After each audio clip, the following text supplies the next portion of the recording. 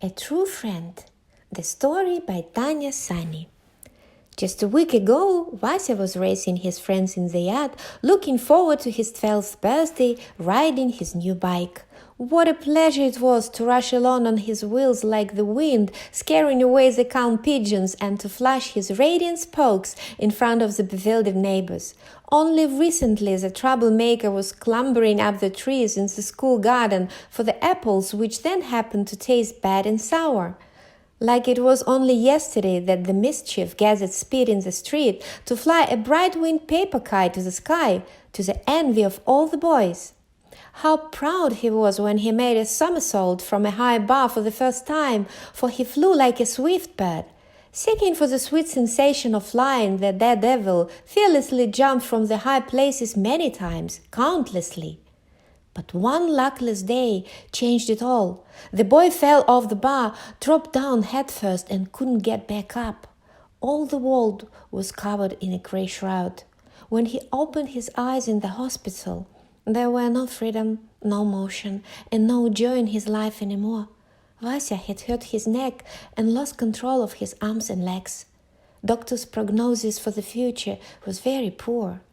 Now he lay on a hospital bed without getting up and absently looked outside through the window, as if beckoned there by the cheerful warm summer which was so far away. Up to this horrible accident, his life had been a true fairy tale.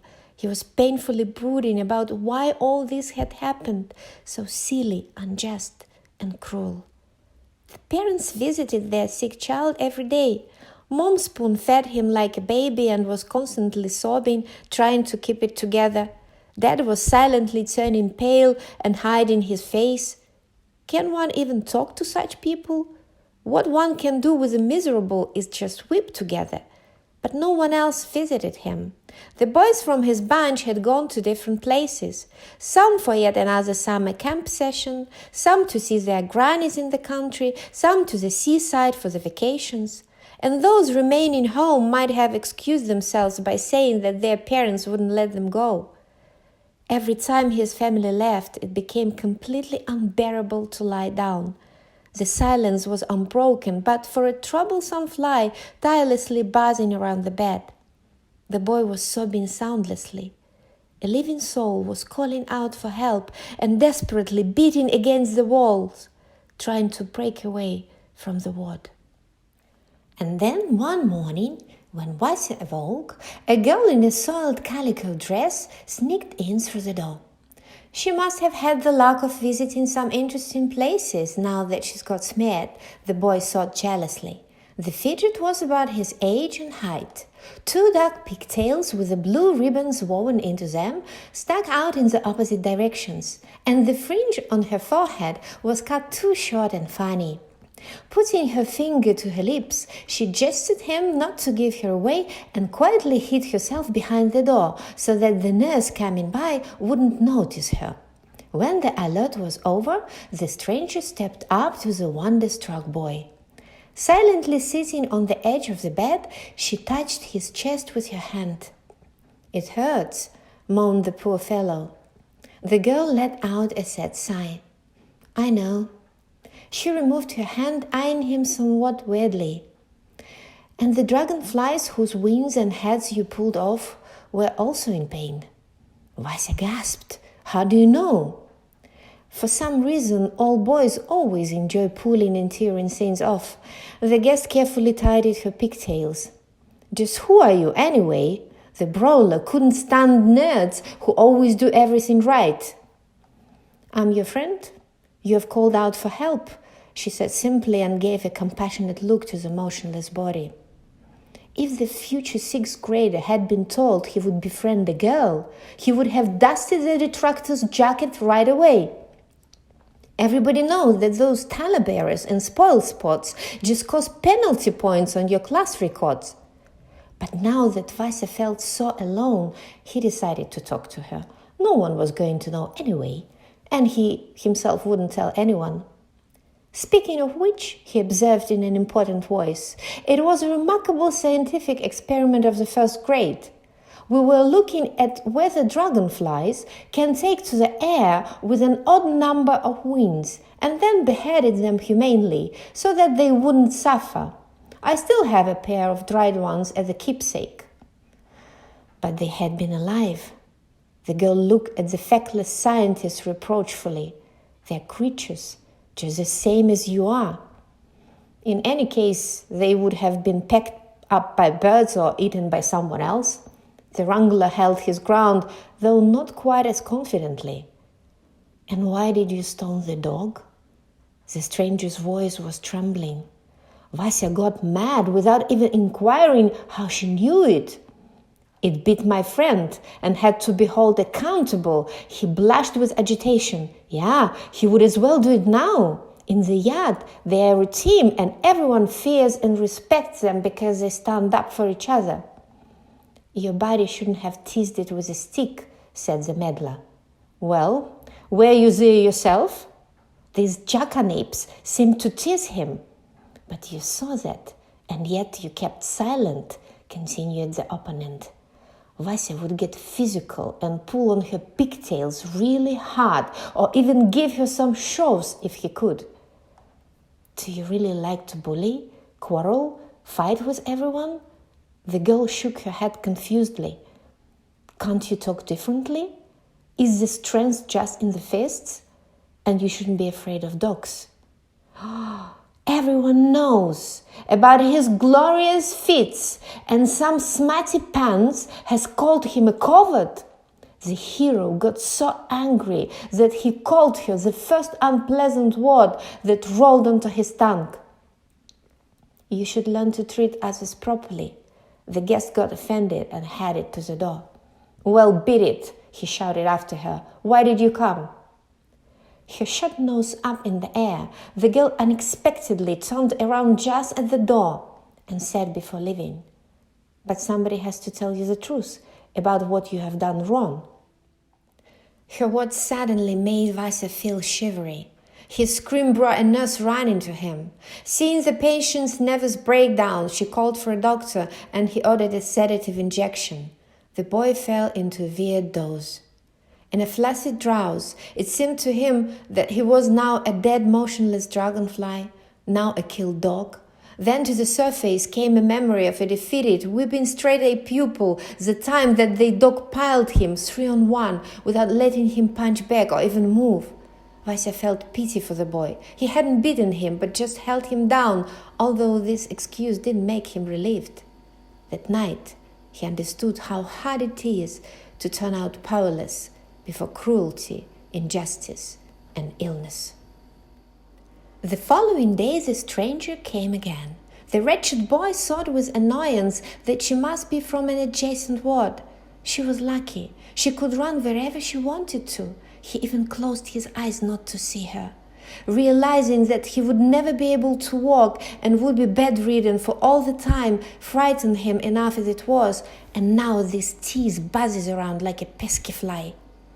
But the guest, without mentioning yesterday's episode, as if nothing had happened, suddenly started talking about the life outside the window, about flowery meadows, green trees swaying in the wind, about singing birds and finding ladybirds. The speaker animatedly revealed that also every living being has its own language. There is also a common language for all, which everyone understands. She told about how even the smallest bugs talk to each other and to the plants when gathering sap and nectar, about how dogs and cats can understand birds, mice, and men, and the human often considers them just the silly pets. By and by, Vasya started to listen out. It was fun to dream about the hot sun rays, about the velvety shade of a riverside willow tree on the smooth river surface, about the wondrous butterflies flying in the thicket of reeds, about the warm sand underfoot. And suddenly he thought he could hear them calling, and it was impossible to stay where he was. The boy felt his legs move, his hands taking the cast off his neck. In his imagination, he saw himself getting out of bed, running outside, and racing the swift-footed wind to the water, sun-charged over the day, to take a running jump into the pleasant coolness. And it would be also great to lie on the bank together with his schoolmate Syoma, listen to his implausible theories and fantasies, and then to build a couple of sandcastles. And the girl's voice kept on ringing in silvery waves, dispelling the sad thoughts, washing away all fears, until he finally believed that he would surely come true. He would walk, jump, and run, not only in his thoughts, but in the actual reality. The dreamer didn't notice his interlocutor sit closer to him. And what do you like to do? Not among your friends, but when you're alone. What would you be up to? Vasya was caught by surprise and didn't know what to answer. He had spent all his free time with boys. Perhaps I would like to draw, he blurted out somewhat undecidedly. The boy remembered how he had liked to draw with pencils when he was about 5, not more than a baby. He would color all he could. When he ran out of drawing books, he would use newspapers, wallpaper, documents, and magazines. For the long-eared hair on his father's passport, he was harshly punished. He, as a little kid, was offended and hurt because he had taken such pains to make the ears of the same length. And when he adorned the hallway with a fairy tale flower, the drawing was called a messy daub, and he was spanked for smearing the wall. The little artist cried a lot, lamenting the fact that no one had seen any magic in the flower. Since then, he would touch neither pencils nor felt-tip pens. Just once, when their gang was defacing someone's brand new fence with oil paint, Vasya came up with a full-scale painting with a tree and birds in it. He was ridiculed by his buddies, and to everybody's laugh, his masterpiece was spattered with dirty stains and smudges. And whom would you like to make friends with? As if overhearing his sad thoughts, the girl again stunned Vasya with her question. But he couldn't answer. His heart sank, his thoughts were at a loss, the words stuck in his throat. You should be able to listen to yourself and understand what your soul wants, his new friend said before leaving. In the afternoon, the patient received manipulation treatment and healing massage, while himself daydreaming about the water splashes, which scattered in the air like the colorful fireworks, and frolicking on the bank with a big orange dog in his dream. Somehow the ward grew brighter. Even the fly didn't annoy him anymore, although its buzz became higher for some reason. Suddenly, Vasya heard a distinct cry for help. He tried to catch sight of his winged neighbor and noticed that it had accidentally flown into the half-covered jar brought by his mother. The poor creature was desperate to get out and frightenedly banged against the glass walls. The boy heard it crying for fear that it would never feel the freedom of wind, never see the sun and find the way out. He recognized himself in it. Vasya felt sorry for the stray fly, but it turned out that now there was no one but him who could help it. He would need just to open the lid a little wider and let the creature fly away, but how to reach out for it? Vasya tried his hardest. For 3 hours he was huffing and puffing and losing his powers, but he didn't give up and kept trying again. By some miracle, he did manage to move his right hand to the side clumsily. The bedside cabinet swayed a little. The jar lost its balance, fell down to the floor, and smashed. The captive was free. How on earth do we understand each other? Vasya wondered. I mean, you're an insect, and I'm a human. You are learning to speak with your heart. The rescued fly flew a lap of honor to say thank you and vanished behind a window curtain. For the first time since his fall from the high bars, the hero felt happy. During the next ward round, doctors noticed some miraculous improvements in the patient's condition. His arms could rise, his neck rarely turned, and he was now able to move his toes. Is it the effect of the manipulation treatment or of some secret affection? Said the surgeon jokingly, being pleased with Vasya's progress.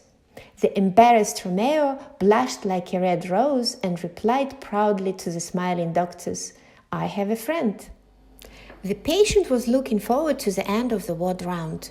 When everyone left, the girl with the shiny smile ran into the ward. She was so comely in her new lace-collared blue dress and with the white bow knots in her pigtails. The young adorer was short of breath. His girlfriend noticed his admiring gaze and merrily spun around in the middle of the room. And when she approached the abashed boy, Vasya came to his senses, remembering what he wanted to say. I have drawn the golden wings on the dragonflies. At home I will definitely draw a picture, and now it's just in my thoughts. But there was not enough of a golden paint for the two flyers, so I fitted them out with the blue and red sails. Do you think they won't be offended? They're glad they can fly again, the girl smiled happily. I've also apologized for that poor tyke. The boy cast his eyes down, but then perked up. When I return home, I want to adopt a street dog. What do you think? Will my parents let me? I don't know, the smarty mused for a second. But if they don't, you can build it a doghouse. Bring it food, take it for walks, and talk to it heart to heart. Yes, I thought that too. And I also want to make close friends with Syoma. It's interesting to be around. He knows so much, although he is the shortest of us all, and I shall protect him. The boy straightened his back as much as he could lying in bed to spread his shoulders wider. Is that the defenseless boy who was beaten up by 3 of you for not letting you to cheat using his work at a test? She searched his face attentively. Vasya nodded gravely in reply. What's the most important is that I understood that we need to communicate with one another in the language of love. Everyone who has an open heart speaks it. And he told her about the poor fly. If you had learned this language earlier, that luckless day, you would hear the voices of buttercups in dew and the cries of birds warning you that the bar was wet. His neighbor observed sadly. You know, Vasya added suddenly, if not for that unfortunate accident, maybe I would have never thought about this. It means you are learning to speak with the sky. The girl smiled and added that doctors outside the staff room had been discussing his miraculous recovery and that he would be discharged sooner than it has been expected. Whoa, Vasya brightened up. It means they will soon allow me to get out of bed and we'll go for walks together. His girlfriend shook her head bitterly. My time to go is today already. But you're my friend. The boy still cherished the hope. We can see each other and be friends afterwards. You're the first wussy girl. I'm already due at a faraway city, and I think we won't be seeing each other again. The white bows drooped mournfully. The poor fellow was desperate. For the first time in his life, he found one true friend who helped him out of trouble, taught him so much, and now he must lose her. And what is your name? Vasya suddenly remembered that he didn't even ask her name. You know pretty much everything about me, about Syoma, the dogs, the dragonflies, and I know nothing about you. The girl seemed to cower. Maybe if you knew who I am, you wouldn't want to remember me. You will stay in my heart forever. The young hero tried to keep his voice from trembling, but to no avail. And you in mine, replied the guest quietly. Got to go. It's so hard to part. They had a goodbye hug without holding back their sincere tears anymore. The brave boy was just about to sit up, but the girl insisted that he shouldn't yet. He would try that tomorrow. I'll do this for you, Vasya promised solemnly and turned back, unable to watch her go. With all his childlike heart, the boy came to love the wondrous stranger who had so greatly changed him and his life. Exhausted after crying his eyes out, he didn't hear how the steps faded away, the door closed cautiously, and the girl illness left.